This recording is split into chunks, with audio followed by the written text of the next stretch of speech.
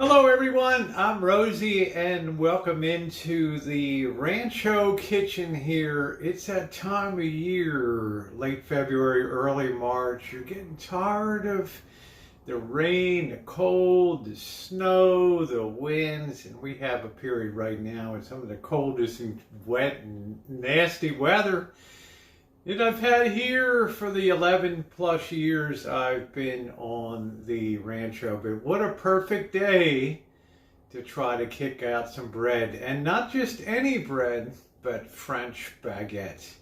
Hey, I tried to make these earlier in the week, and I'm going to be honest with you guys. Tell the truth, it was a fail. It was a fail. Although it tasted good, the eye appeal was not there. So I'm going to have a second go round today. Last night I took a cup of lukewarm water. I took a cup of bread flour, and I took half a teaspoon or so of yeast, and I started what's called a Polish overnight. And the reason you start it the night before is because it gives you a deeper flavor when you prep it the next day. So I think the problem that I ran into the last time, my amount of Polish that I carried over, I started the night before, which you see, and it's bubbling away, I'll show it to you there, was overwhelmed by the amount of additional flour that I put into the recipe there. And any of the benefits of the Polish in terms of deepening flavor and giving a better eye appeal to the crust was lost. So if we fail, we have to admit that we failed, but it's important that we come back and give it another shot. So I'm going to do that today. I'm going to add 2 cups of bread flour to this, and 2 teaspoons of salt, and I'm also going to add another teaspoon. I'm going to add 2 teaspoons of yeast, which is going to make this super lively. Okay, so let's get to it. Let's see if we can do better today. All right, glad to have you along. Here is a look at the Polish, and you can see that's very lively. It's got the holes. It's nice and stretchy. I'm gonna put that. Put a couple cups, as I said, a couple cups of bread flour, some salt, a teaspoon of salt, and a couple teaspoons of yeast, and we're going to put this on the mixer and fire away. I may have to adjust, either add a little more water or a little more flour. I will have the recipe. It is a King Arthur recipe down below. I do a slight deviation, but those of you who are looking to follow, because of temperature differences in climate and things like that, and the flour differences, it's always going to be some differential on it. But the King Arthur one that I'm going to link in the description box is a good one. But I'm going to be telling you what I'm doing each step along the way too. 2 cups bread flour, teaspoon of salt, 2 teaspoons of yeast added to the Polish. Let's get it on the mixer. Sorry about that. We have bad weather here, so we may lose power. I hope not.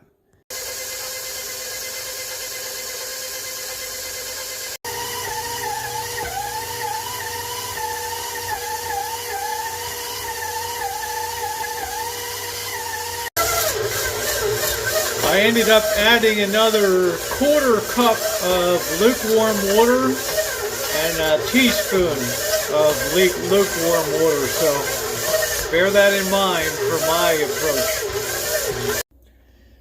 Notice I've stopped here. I got a couple more minutes of kneading to do, and it's good to let the dough rest for a couple minutes in between the kneading, but you'll notice how it cleaned the bowl so thoroughly, and that's a good sign that you have the proper mix. Also, when you push it, it's got some nice spring to it. So I'm going to knead for about 5 more minutes, and then we're going to transfer it to a non-stick or a sprayed bowl with non-stick spray, and let it rise for a couple hours. Okay, on with the show.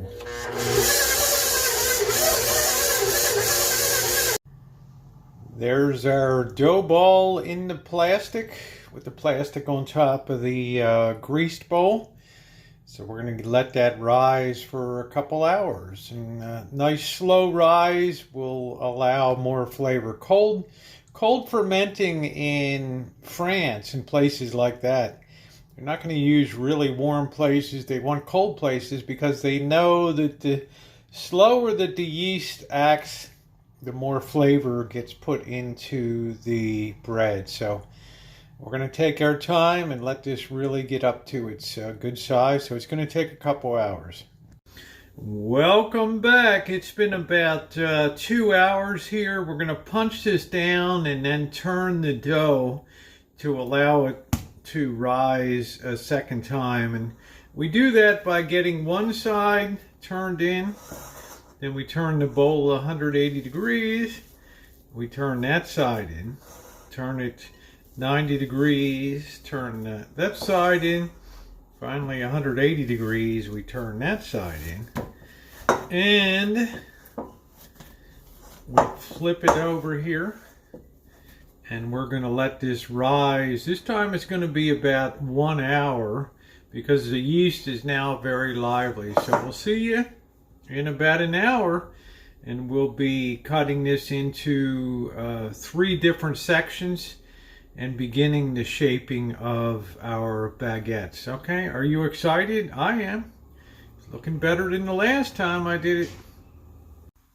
Now, the second rise was complete, so what I did is I cut the dough into 3 parts and then kind of deflated each section and then folded it into itself, so it created like a ball, and I used the round of my palm to just shape it very nicely there. Pretty easy to do. I'm a little better on size. It was a little kooky yesterday. I had it all goofed up with different sizes and stuff. But then we're going to let this rest 15 minutes to a half hour, and then we're going to do our final shaping into baguettes. Okay? So far, so good. Stay positive. So, folding baguettes. Let me just move. These have risen for a while. They're looking really good. They're lively.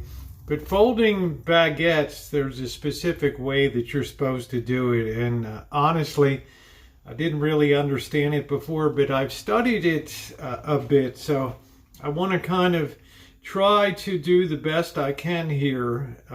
So first thing we need to do with the round is we need to deflate it. Okay, it's you can hear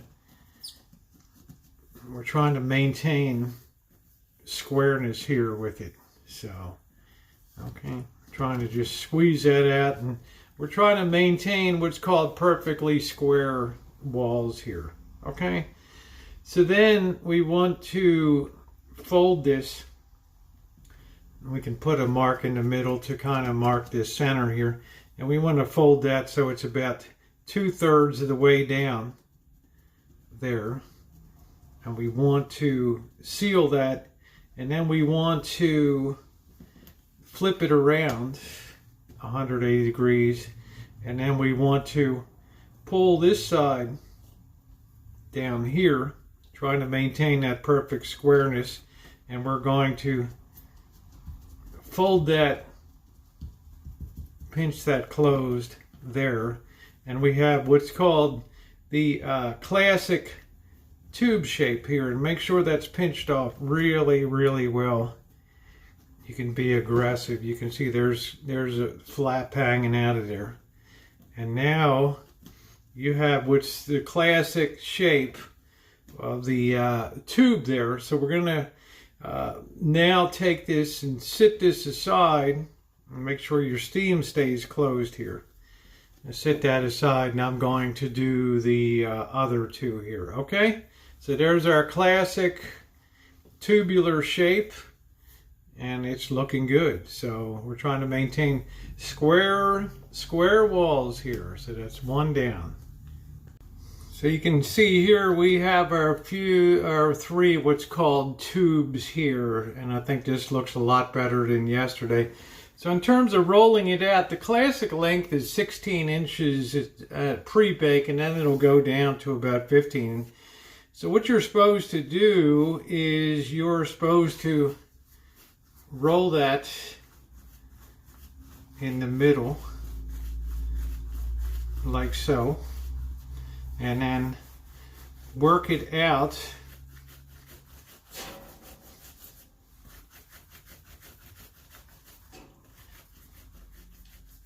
you're to work it out to the outside, and I'm trying to be as even as I can possibly be here, but I think it looks pretty good. And then what you're supposed to do is roll it at the ends to that classic pointed shape of the baguette, like that. So a little more rolling, and it looks a lot even. And then we just do the ends like so. Set that over there for a second. And I have my tray here, and that is a pretty nice looking shape right there. We've got the tapered ends and all that. So I'm going to do the rest of them, and then we're going to let this rest for about 45 minutes, and we're going to score it, and into the oven we go.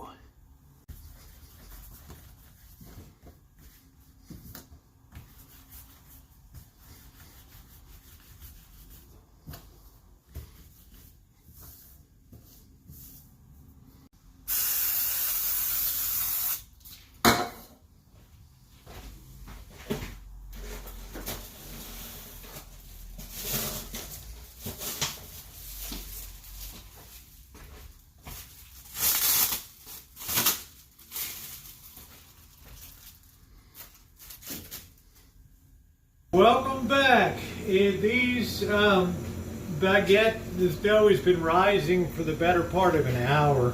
I'm kind of happy today because it's maintained its shape. It hasn't flattened out. The dough has a smooth finish on it, and the seams are on the downside, the long rolling seams. So I'm pretty happy. So next thing that's going to happen, I've got the oven preheated to 450 degrees. I'm also boiling some water here, about 3 cups of boiling water. And what I'm going to do is I'm going to score the bread. I don't have what the French call a lame, which is a razor blade that's mounted on a stick that they use to cross, to put the little, what we call slashes on the bread here. So I'm going to do that now, put the slashes on. And then I'm going to spray the bread, and lastly I'm going to pour the boiling water into the skillet that I have in the oven. Okay, be careful, do it at arm's length. Don't let the boiling steam come up on your face, okay? You have been warned. So I'm going to go ahead and put the slices here.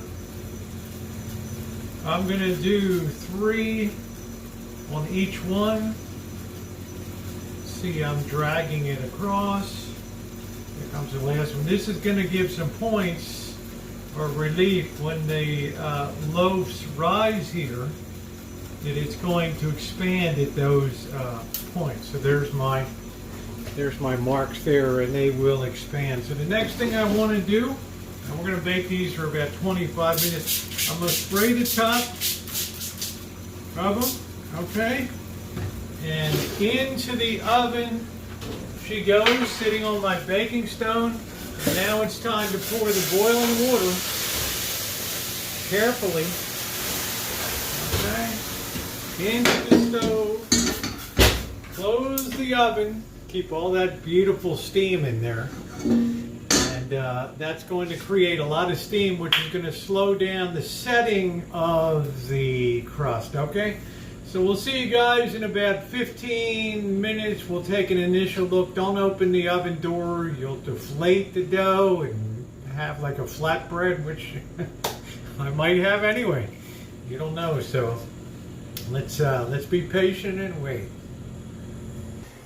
It's been about 25 minutes, and let me see. I'm looking for my brush here.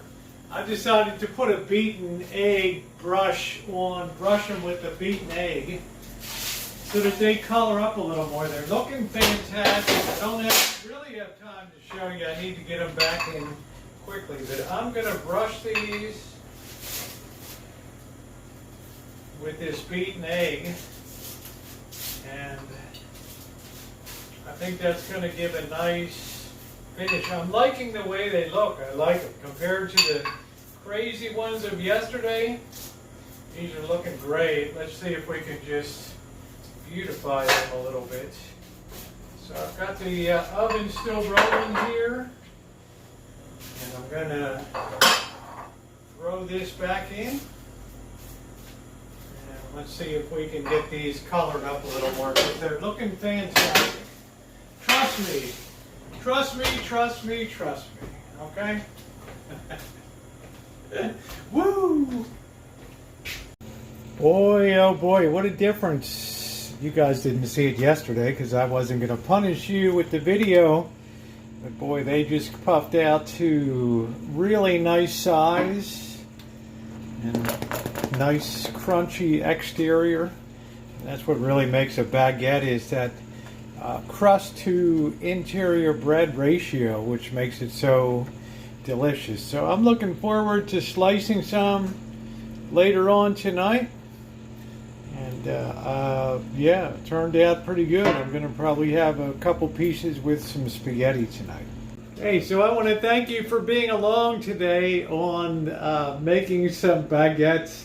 I got them done. Not too proud of myself, but compared to yesterday and that disaster, I'm not ready for the competition in France yet, but I'm pretty doggone happy. So I hope that your baking turns out well. If you have any questions or comments, leave them in the description box down below. And as usual, thanks so much for being along. And if you're not subscribed, please subscribe. Always fun stuff going on the Rancho. Okay? Bon appetit. Thumbs up or appreciate it. Thanks, everybody.